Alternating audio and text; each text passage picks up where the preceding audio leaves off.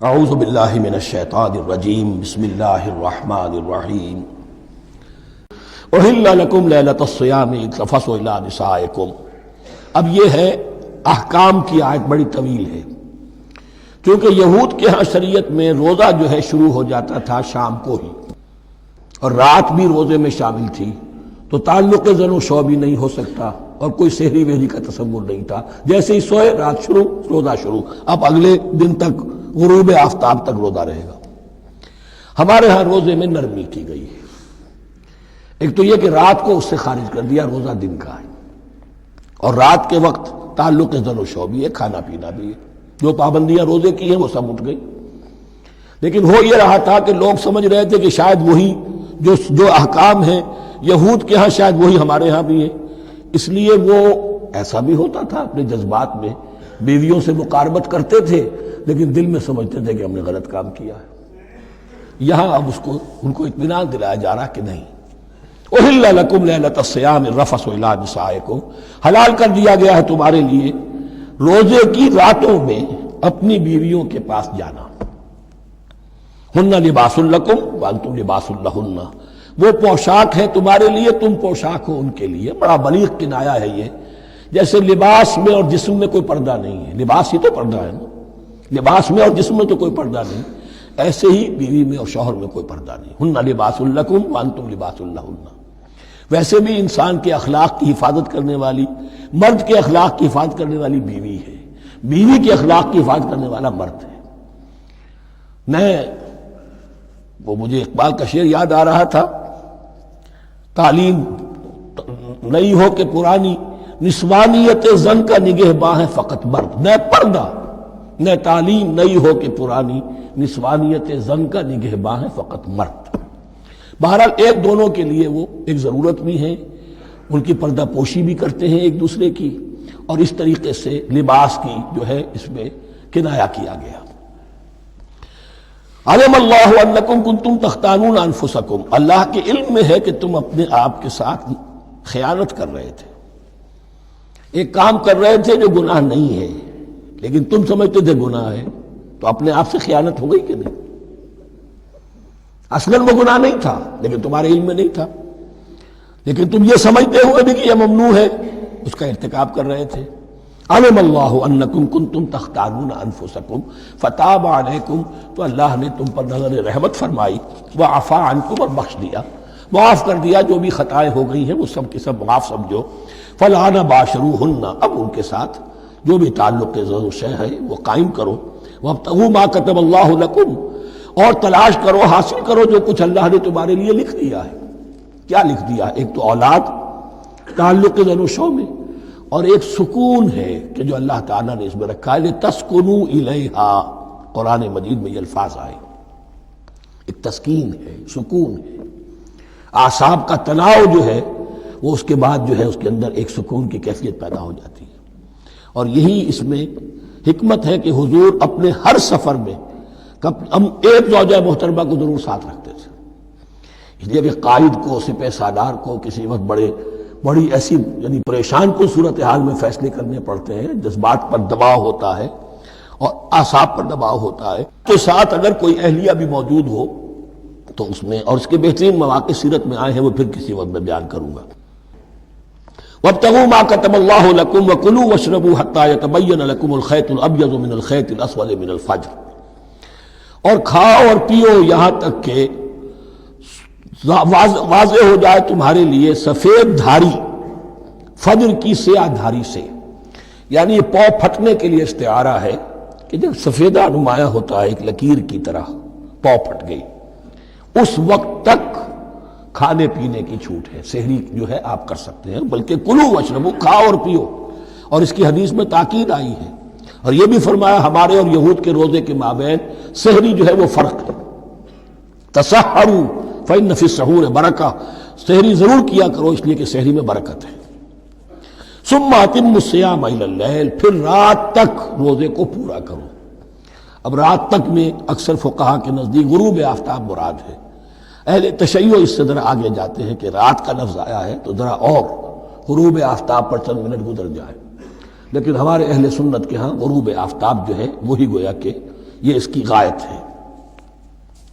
وَلَا تُبَاشِرُوهُنَّ وَأَنْتُمْ عَاكِفُونَ فِي الْمَسَاجِدِ، لیکن یہ رعایت جو تمہیں دی جا رہی ہے اس میں ایک استثناء ہے، جب تم معتکف ہو مسجدوں میں تو پھر اپنی بیویوں سے کوئی تعلق قائم نہ کرو۔ وَلَا تُبَاشِرُوهُنَّ، مت ان سے مباشرت کرو، وَأَنْتُمْ عَاكِفُونَ فِي الْمَسَاجِدِ، جبکہ تم مسجدوں میں اعتکاف میں ہو، آخری عشرے میں جو اعتکاف ہوتا ہے۔ تِلْكَ حُدُودُ اللَّهِ فَلَا تَقْرَبُوهَا، یہ اللہ کی حدود ہے، ان کے قریب مت جاؤ۔ بعض جگہ پر آتا ہے فلا تعتدوها، ان حدود کو عبور نہ کرو، ان سے تجاوز نہ کرو۔ تو حرام تو یہی شے ہوگی کہ حدود سے تجاوز کیا جائے، لیکن احتیاط اس میں ہے to keep at a safe distance, ذرا دور رہو۔ آخری حد تک چلے جاؤ گے تو اندیشہ ہے کہ کہیں اس حد کو کراس نہ کر جاؤ۔ فلا تقربوها، اللہ کے حدود سے ذرا ایک سیف ڈسٹینس کے اوپر رہنا ضروری ہے۔ کذالک یبین اللہ آیاتہ للناس، اسی طرح اللہ تعالیٰ واضح کرتا ہے اپنی نشانیاں لوگوں کے لیے، لعلہم یتقون، تاکہ وہ تقوی کی روش اختیار کر سکے، بچ سکے۔ اب وہ لٹمس ٹیسٹ والی آیت آ گئی، تقوی کا ٹیسٹ کیا ہے؟ روزہ اس لیے فرض کیا کہ تقوی پیدا ہو جائے، یہ سارے احکام تمہیں دیے جا رہے ہیں تاکہ تمہیں تقوی پیدا ہو جائے۔ ٹیسٹ کیا ہے؟ تقوی کا لٹمس ٹیسٹ عقل حلال، یہ نہیں ہے کوئی نیکی نہیں۔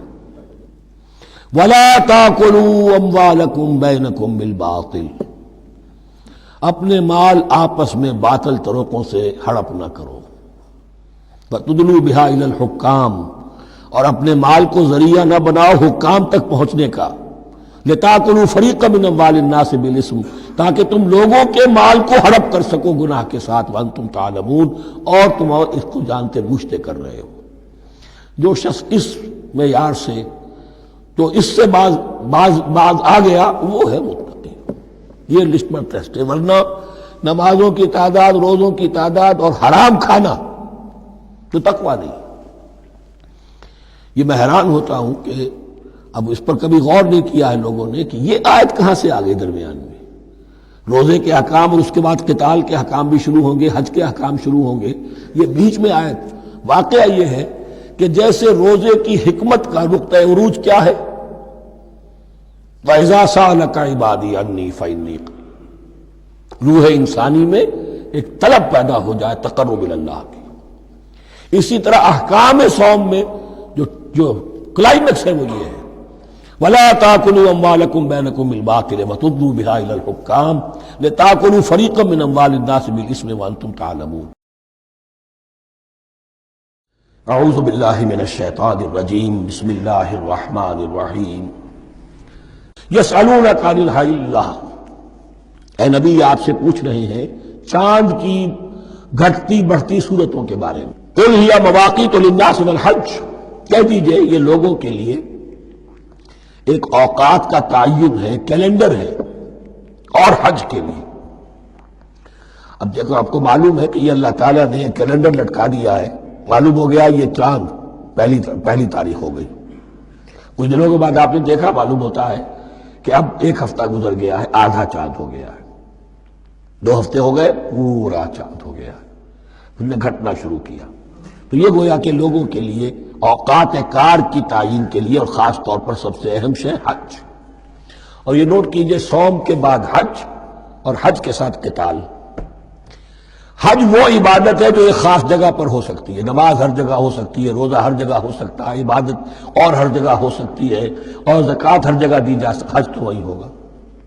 اور وہ تھا اس وقت زیر تسلط مشرکین کے، اور مشرکین کے تسلط سے نکالنے کے لیے قتال لازم تھا۔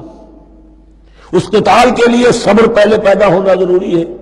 جو گھوڑوں کو روزہ رکھواتے تھے پہلے خود روزہ رکھو، یہ ترتیب ہے، ربط ہے۔ صوم کے احکام، فوراً حج اور قتال کے احکام۔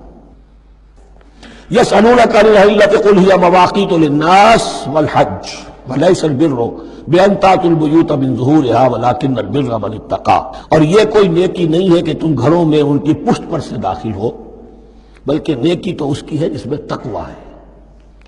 یہ اصل میں ان کے ہاں ایک رواج تھا، کیونکہ حج تو ہو رہا تھا ایام جاہلیت میں بھی، اس کے مناسک کی بگڑی ہوئی شکلیں بھی موجود تھیں، کچھ ترمیمیں انہوں نے کر دی تھی، یہ حج تو تھا ان کا۔ وہ یہ کرتے تھے جب گھر سے مکے سے نکل گئے احرام باندھ کر، اب اگر کسی ضرورت سے گھر واپس جانا پڑ گیا تو سمجھتے تھے کہ احرام باندھ کر نکل آئے ہیں، اب دروازے سے تو نہیں جا سکتے، گھسیں گے کہیں پیچھے سے کہیں اوپر سے پھاند کر دیوار آئیں گے، اور اسے سمجھتے تھے بڑا تقویٰ ہے۔ فرمایا یہ کوئی نیکی کی بات نہیں، یہ سرے سے نیکی نہیں۔ وَلَيْسَ الْبِرُّ، یہ ہرگز نیکی نہیں ہے ان تأتوا البیوت من ظہورہا، کہ تم ان کے گھروں میں داخل ہو ان کے پچھواڑے سے، وَلَكِنَّ الْبِرَّ مَنِ اتَّقَىٰ۔ اب یہاں اس پوری آیت کو ذہن میں رکھ لیجئے، آیت البر کے آخر میں لفظ تھا وَأُولَٰئِكَ هُمُ الْمُتَّقُونَ وَلَكِنَّ الْبِرَّ مَنِ اتَّقَىٰ۔ گویا کہ وہ پورا تصور جو ہے یہاں پر جو آیا بر میں آ چکا ہے، اس کو اس لفظ کے حوالے سے اس پورے تصور کو پھر آپ نے دیر میں تازہ کر دیا۔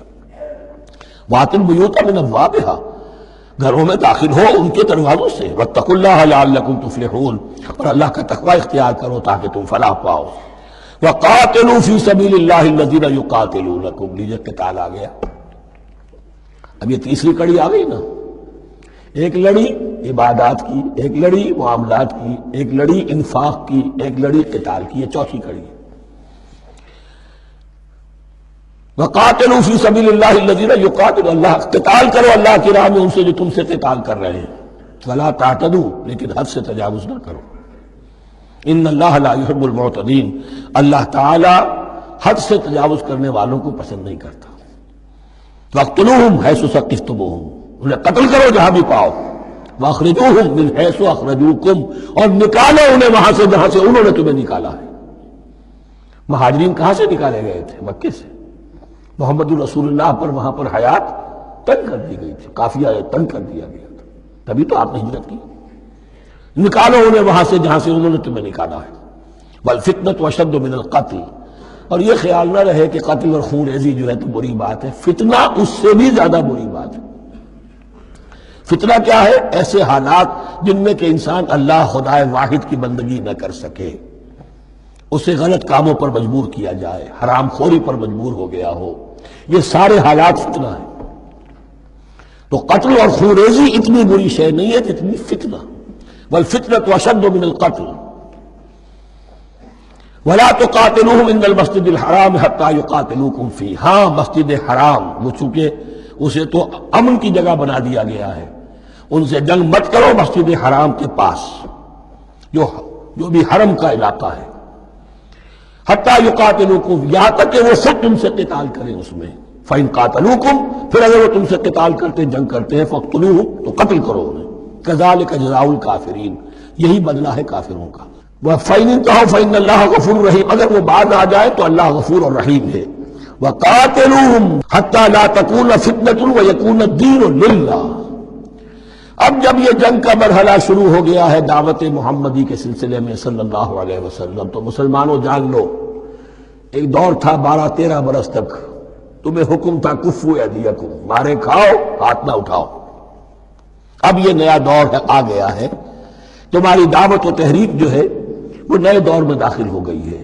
اب جب تمہاری تلواریں نیام سے باہر آ گئی ہیں، اب یہ نیام میں نہ جائیں جب تک کہ فتنہ بالکل ختم نہ ہو جائے اور دین اللہ ہی کے لیے ہو جائے، اللہ کا دین قائم ہو جائے۔ یہ آیت دوبارہ آئے گی اور زیادہ نکھری ہوئی شان کے ساتھ سورہ انفال میں، وَقَاتِلُوهُمْ حَتَّى لَا تَكُونَ فِتْنَةٌ وَيَكُونَ الدِّينُ كُلُّهُ لِلَّهِ، دین کل کا کل، جز نہیں۔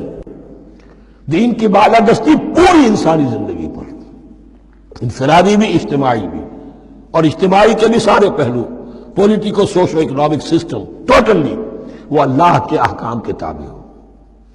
وَقَاتِلُوهُمْ حَتَّى لَا تَكُونَ فِتْنَةٌ وَيَكُونَ الدِّينُ لِلَّهِ فَإِنِ انتهوا فَلَا عُدْوَانَ إِلَّا عَلَى الظَّالِمِينَ، پھر اگر وہ باز آ جائے، صلح چاہے تو ٹھیک ہے، پھر ظالموں کے اوپر جو ہے سوائے ظالموں کے کسی پر زیادتی جائز نہیں۔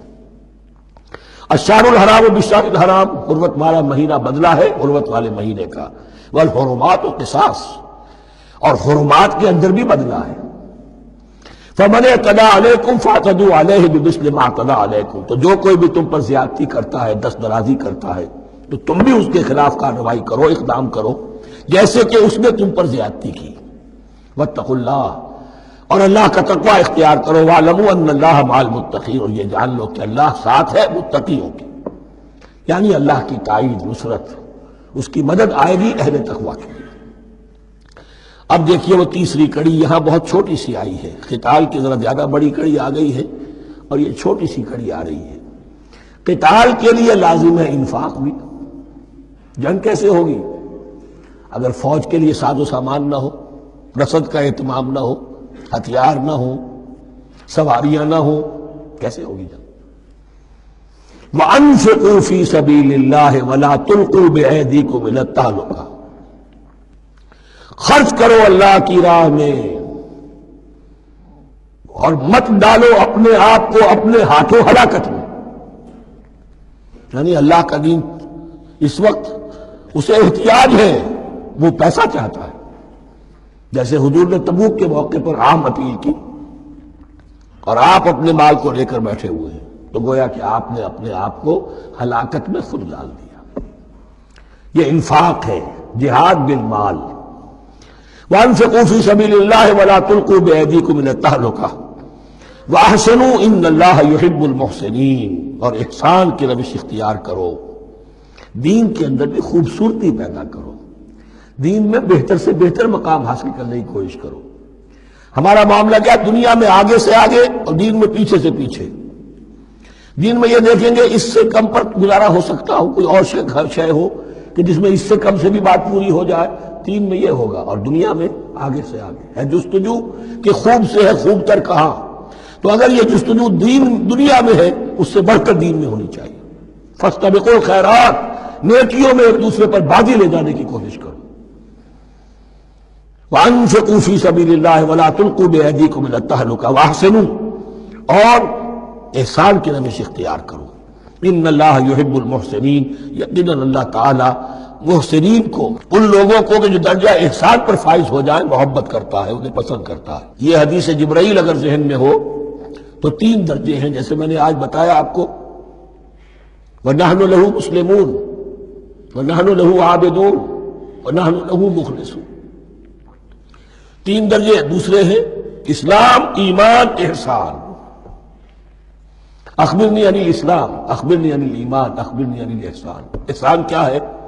ان تعبد اللہ کانک تراہ فإن لم تکن تراہ فإنہ یراک۔ یہ سارے کام جو دین کے لیے کیے جا رہے ہوں، عبادت ہے، جہاد ہے، قتال ہے، ایسی کیفیت میں، ایسے اخلاص کے ساتھ، گویا کہ تم اپنی آنکھوں سے اللہ کو دیکھ رہے ہو، اور اگر تم اللہ کو نہیں دیکھ رہے تو کم سے کم یہ کیفیت تو تمہاری ہو جائے کہ تمہیں مستحضر رہے کہ اللہ تمہیں دیکھ رہا ہے۔ یہ احسان ہے۔ وَأَحْسِنُوا، عام طور پر اس کا ترجمہ اس انداز میں نہیں کیا گیا ہے، اس کو اچھی طرح سمجھ لیجئے، ویسے یہ مضمون کھل کر آئے گا سورہ مائدہ میں۔ ان اللہ یحب المحسنین، یقیناً اللہ تعالی محسنین کو پسند کرتا ہے۔